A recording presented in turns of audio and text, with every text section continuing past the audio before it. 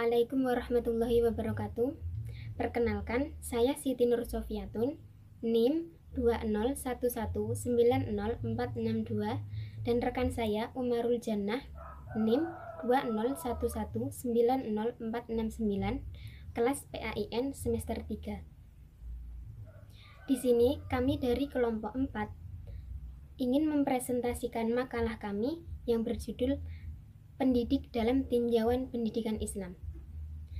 Langsung saja, di dalam makalah dituliskan beberapa poin tentang pendidik dalam tinjauan pendidikan Islam. Langsung saja yang pertama, yaitu pengertian pendidik dalam pandangan Islam.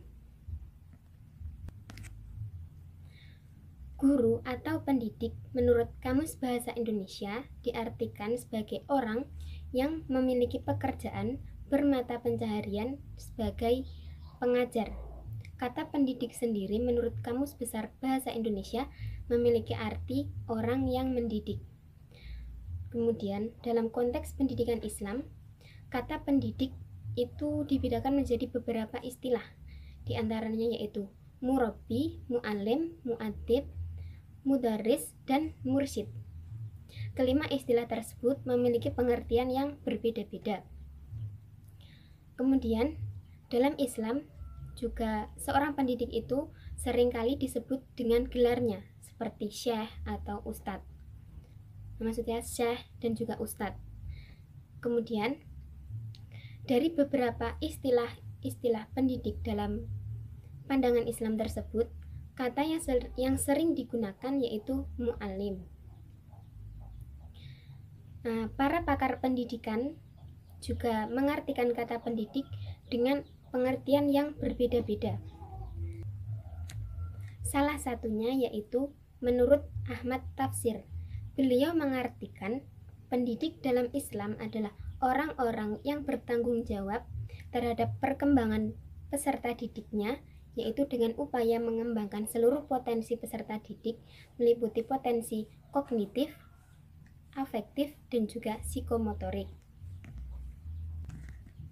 Dari beberapa pengertian pendidik dapat kita simpulkan bahwa menurut pandangan Islam, pendidik adalah mereka orang yang bertanggung jawab dalam upaya pembinaan, pengembangan, dan pengarahan potensi fisik, psikis, dan ruh.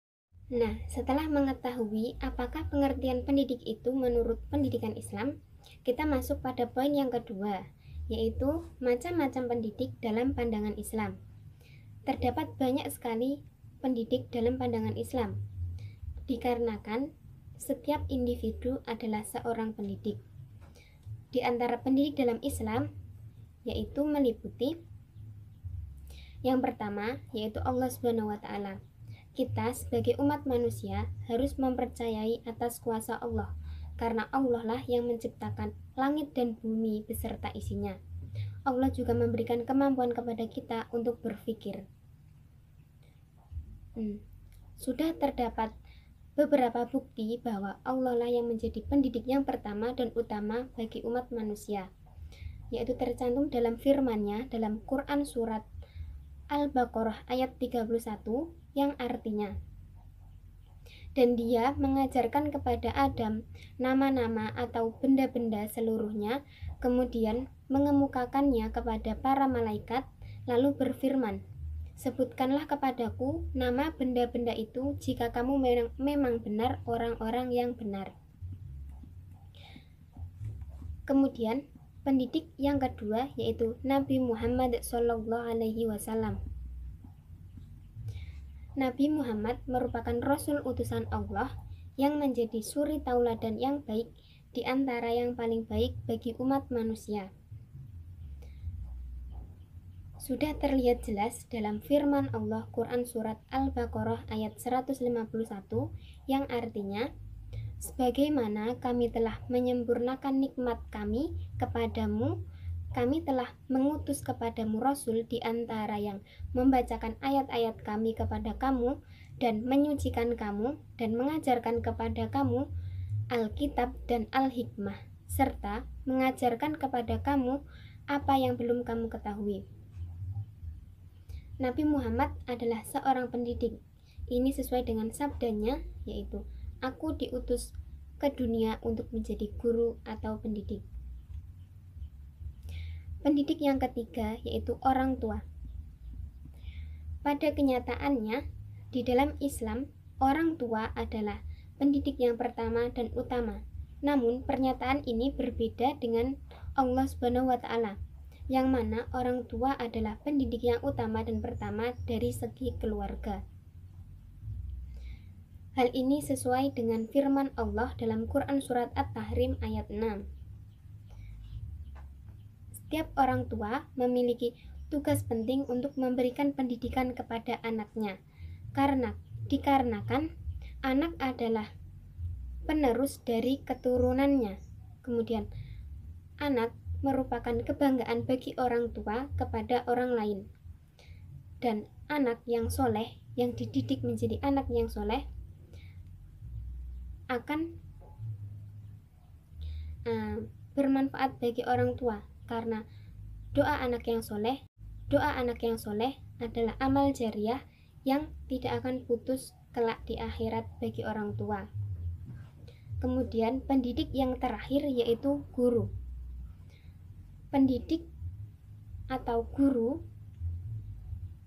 merupakan pengganti dari orang tua. Setelah anak mendapatkan pendidikan yang pertama yaitu di lingkungan keluarga, anak akan berlanjut kepada lingkungan yang kedua yaitu sekolah. Di sini peran orang tua digantikan oleh guru atau pendidik. Orang tua tidak akan maksimal dalam mendidik anaknya sendiri tanpa bantuan guru. Hal itu disebabkan oleh beberapa faktor.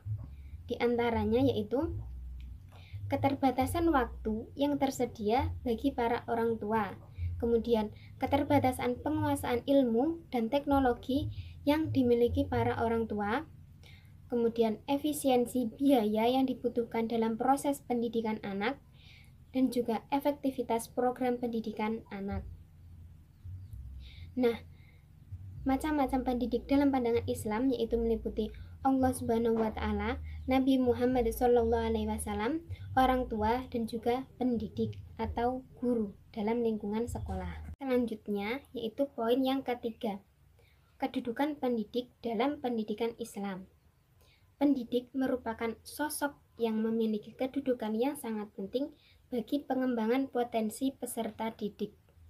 Ia menjadi orang yang sangat menentukan dalam perancangan dan penyiapan proses pendidikan dan pembelajaran. Seorang pendidik juga ikut berperan serta dalam menyiapkan sumber daya manusia yang potensial di bidang pembangunan nantinya. Kedudukan pendidik di lingkungan keluarga adalah sebagai pelindung, pendamping, pendorong, penasehat, dan pemberi contoh kepada anak-anaknya agar dapat tumbuh dan berkembang menjadi manusia dewasa. Sedangkan kedudukan pendidik di lingkungan sekolah adalah sebagai fasilitator, motivator, organisator, dinamisator, stimulator, komunikator, katalisator, inisiator, dan evaluator bagi peserta didiknya. Di dalam masyarakat, kedudukan pendidik pun juga sangat terhormat, yaitu ing ngarsa sumtulodo, ing madya mangun karso, tutwuri handayani. Kedudukan ini merupakan penghargaan masyarakat yang sangat besar terhadap pendidik. Dalam pandangan Islam, pendidik memiliki kedudukan yang sangat mulia dan sangat tinggi. Begitu tingginya penghargaan itu sehingga menempatkan pendidik atau guru setingkat di bawah Nabi dan Rasul. Dalam sabdanya, Nabi Muhammad bersabda yang dikutip dari buku Atiyah Al-Abrasi yang artinya, tinta seorang ilmuwan yang menjadi guru lebih berharga ketimbang darah para syuhada. Nah, dari sini jelas bahwa kedudukan pendidik dalam Islam sangat tinggi, tingginya kedudukan pendidik dalam Islam merupakan realisasi ajaran Islam itu sendiri. Islam memuliakan ilmu pengetahuan. Pengetahuan ini didapat dari seorang pendidik. Maka tidak boleh tidak, Islam pasti memuliakan seorang pendidik yang telah memberikan ilmu pengetahuan kepada peserta didiknya. Kemudian tingginya kedudukan pendidik ini masih dapat disaksikan nyata pada zaman sekarang, zaman saat ini. Itu dapat kita lihat terutama di pesantren-pesantren di Indonesia. Santri tidak berani, salah satunya yaitu santri tidak akan berani menentang pandangan kiainya. Sebagian lagi membungkukkan badan tatkala menghadap kiainya. Hal itu adalah perilaku-perilaku bahwasannya pendidik itu memiliki kedudukan yang amat mulia di lingkungan menentang pandangan kiainya. Sebagian lagi membungkukkan badan tatkala menghadap kiainya. Hal itu adalah perilaku-perilaku bahwasannya pendidik itu memiliki kedudukan yang amat mulia di lingkungan manapun. Nah, itu tadi 3 poin yang saya jelaskan. Untuk poin-poin selanjutnya akan dijelaskan oleh rekan saya Umarul Jannah. Baik, saya akan melanjutkan presentasi poin keempat, poin kelima, dan juga poin keenam. Poin keempat ada tugas dan tanggung jawab seorang pendidik. Mengenai tugas pendidik, ahli-ahli pendidikan Islam dan juga ahli pendidikan Barat telah sepakat bahwa tugas pendidik adalah mendidik. Dalam arti mendidik itu adalah tugas yang sangat luas. Mendidik itu sebagian dilakukan dalam bentuk mengajar, memberi dorongan, memberi pujian, menasihati, ataupun melakukan kebiasaan, dan juga sebagian dilakukan dengan cara menghukum. Di dalam Al-Quran juga dijelaskan tentang tugas seorang pendidik atau seorang pengajar, yaitu peran para nabi dan pengikutnya dalam pendidikan dan fungsi fundamental mereka dalam pengajian ilmu-ilmu ilahi serta cara aplikasiannya. Allah Subhanahu wa taala juga telah mengisyaratkan bahwa tugas terpenting yang diemban oleh Rasulullah Shallallahu alaihi wasallam adalah mengajarkan Alkitab, hikmah dan penyucian diri sebagaimana difirmankan oleh Allah Subhanahu wa taala, yaitu pendidik jika ingin berhasil dalam kegiatan mendidik anak, ia harus mematuhi 8 adab, di mana 8 adab tersebut adalah: yang pertama, sayang kepada murid sebagaimana sayang kepada anaknya sendiri.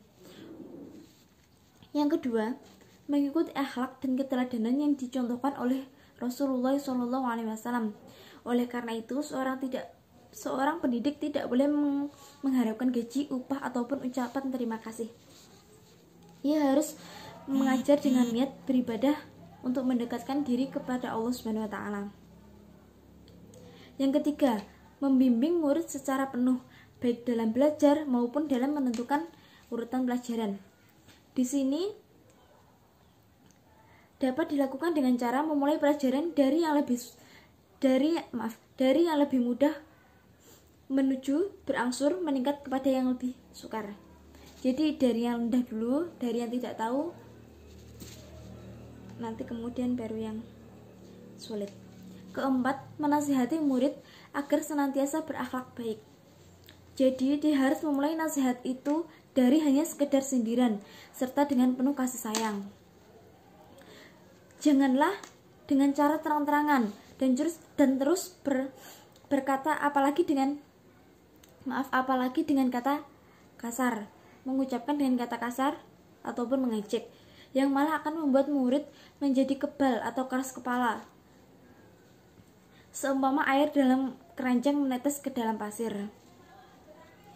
Kelima, menghindarkan diri dari sikap merendahkan ilmu-ilmu lain di hadapan anak. Misalnya, pendidik bahasa mengatakan ilmu fikih tidak penting. Pendidik fikih mengatakan ilmu tafsir tidak perlu dan sebagainya. Itu contohnya. Kemudian yang keenam, menjaga agar materi yang diajarkannya sesuai dengan tingkat kematangan dan daya tangkap muridnya. Ia tidak boleh memberikan pelajaran yang belum terjangkau oleh potensi intelijensi anak didiknya. Kemudian yang ketujuh ada memilihkan mata pelajaran yang sesuai untuk anak-anak yang kurang pandai. Ia tidak boleh menyebut bahwa di belakang dari ilmu yang sedang diajarkannya masih banyak rahasia yang hanya ia sendiri mengetahuinya.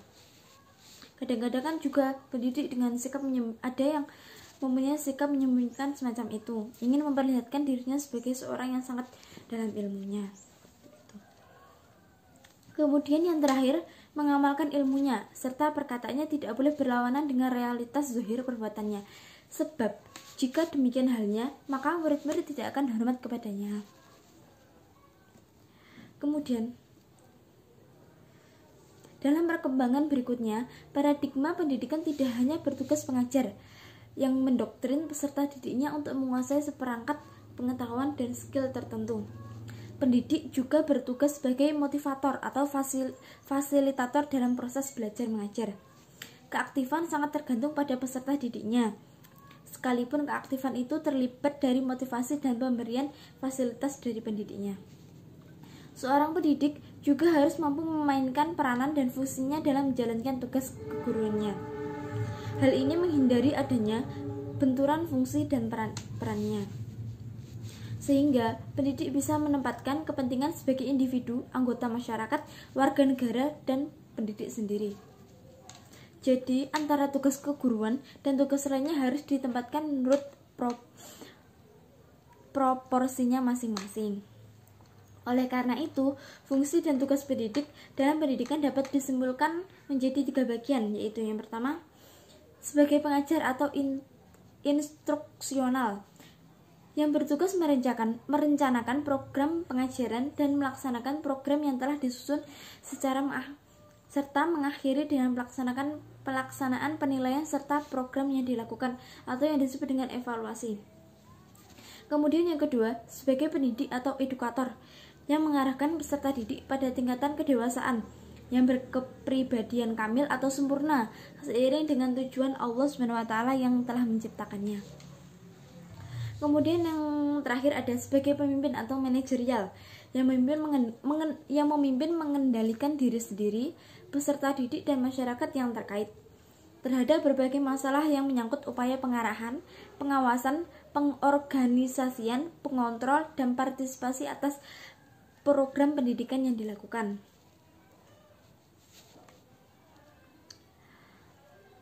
Adapun tugas pendidik di dalam rumah tangga adalah mendidik dengan cara memberi dorongan, memberi contoh yang baik, membiasakan, memberi pujian, dan dengan cara-cara yang lain yang dapat memberi pengaruh positif terhadap peserta didik. Untuk mendorong meraih cita-citanya hidupnya baik di dunia maupun di akhirat.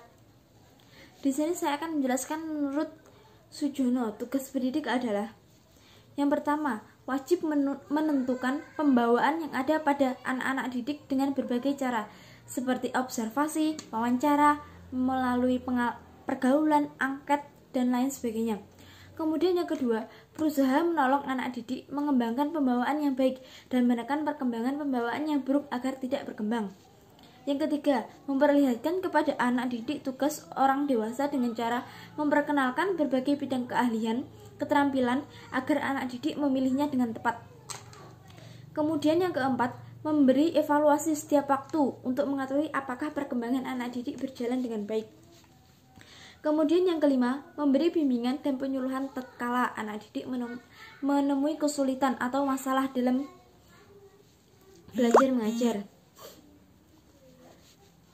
Kemudian, menurut Atiyah Al-Abrashi, tugas guru adalah yang pertama, guru harus mengetahui karakter murid. Yang kedua, guru harus berusaha meningkatkan keahliannya, baik dalam bidang yang diajarkannya maupun dalam cara mengajarkannya. Kemudian yang terakhir, guru harus mengamalkan ilmunya, jangan berbuat berlawanan dengan ilmu yang diajarkannya. Kemudian, poin kelima ada syarat-syarat dan sifat-sifat yang harus dimiliki oleh seorang pendidik. Syarat-syarat umum bagi seorang pendidik ada sehat jasmani dan sehat rohani.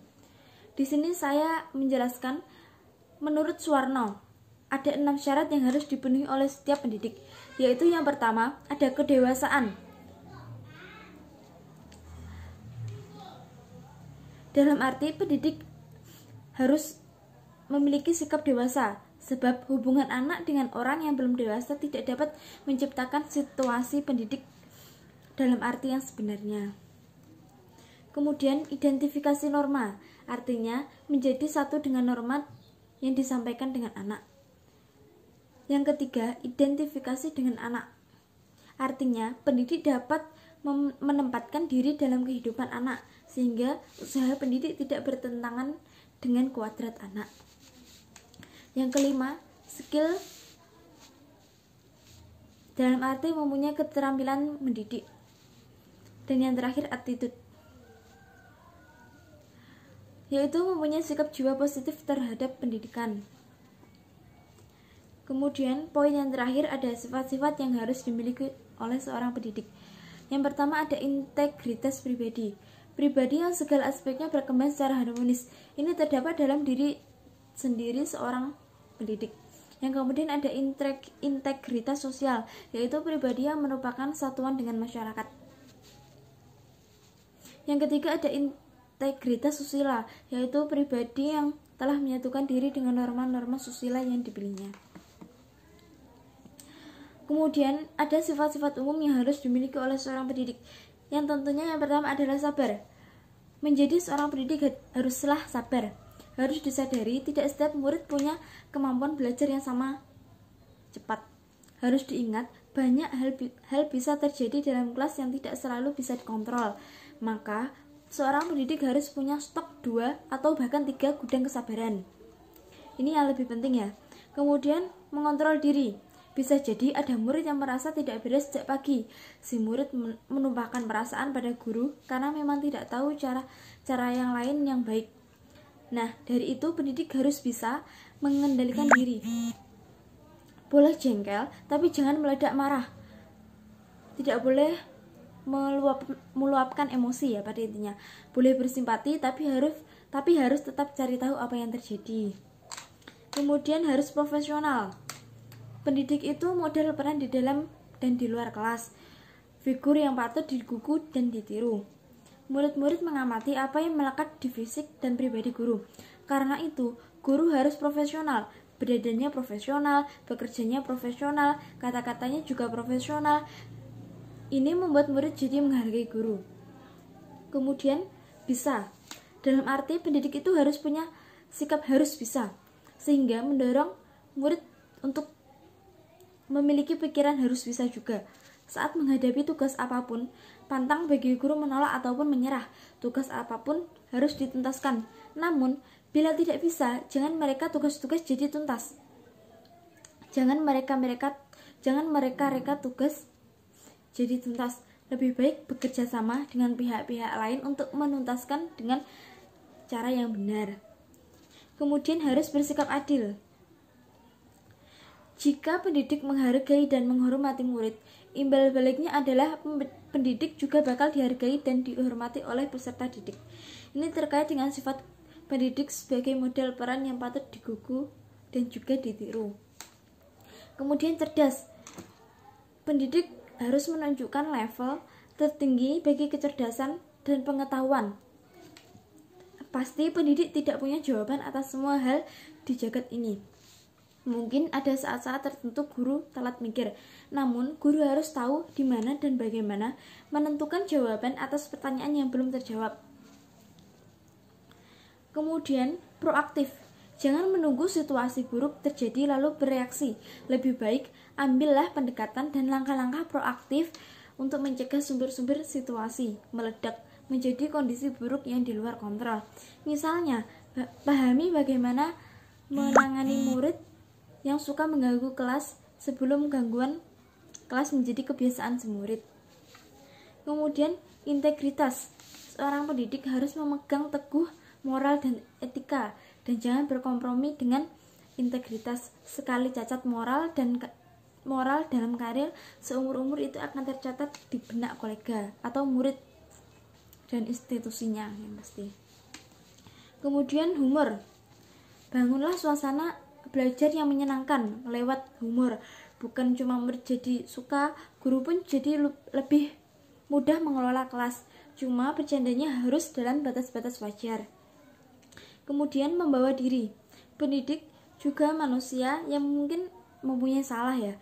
Maka jangan salah gunakan kekuasaan, namun bersikaplah rendah hati di hadapan murid.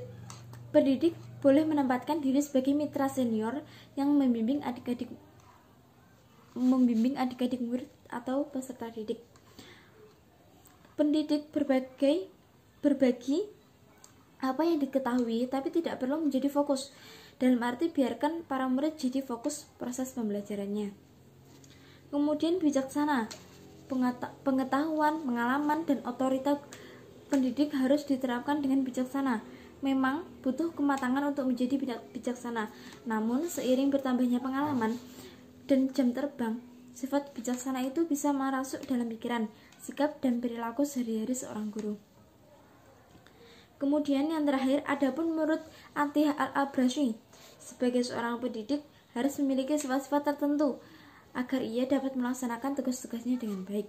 Seperti yang diungkapkan oleh beliau adalah yang pertama, memiliki sifat zuhud dalam artian tidak mengutamakan materi. Yang kedua, seorang guru harus jauh dari dosa besar. Yang ketiga, ikhlas dalam pekerjaan. Tidak boleh mengeluh, tidak boleh mengharapkan imbalan ataupun ucapan terima kasih, seperti yang saya jelaskan tadi. Kemudian bersifat pemaaf. Tidak boleh terbawa emosi. Kemudian yang terakhir, harus mencintai peserta didiknya. Ini hal yang lebih penting.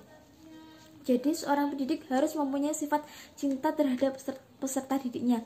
Apabila dia tidak memiliki sifat cinta kepada peserta didiknya, maka peserta didiknya pun akan sulit menerima materi yang disampaikan olehnya.